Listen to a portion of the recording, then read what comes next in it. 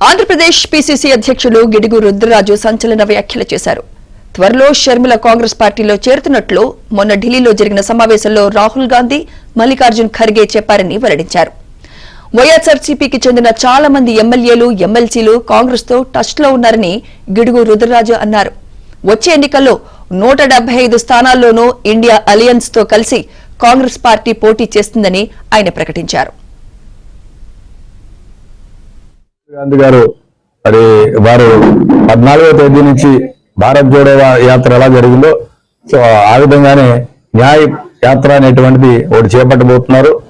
North east నుంచి బయలుదేరి ఇంపాల్లో మొదలుపెట్టి మరి ఇటు ఈ గుజరాత్ దాకా వచ్చేటువంటి పరిస్థితి ఉంది.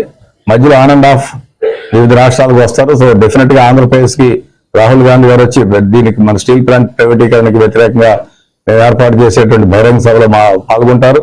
ప్రియాంక గాంధీ గారు కూడా పోలవరం ఇష్యూ మీద కూడా తప్పనిసరిగా వస్తారు.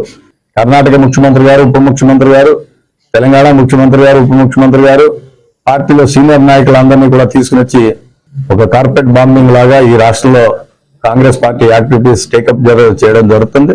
జగన్మోహన్ రెడ్డి పరిపాలనకి, చంద్రబాబు పరిపాలనకి విసిగి వేసారిపోయారు కాబట్టి రాష్ట్ర ప్రజలకి కాంగ్రెస్ పార్టీ ఒకటి ఆల్టర్నేటివ్ గా ప్రజలందరూ భావిస్తున్నారు. కాంగ్రెస్ పార్టీ దాన్ని ఒక బాధ్యతగా తీసుకుని ప్రజాక్షేత్రంలో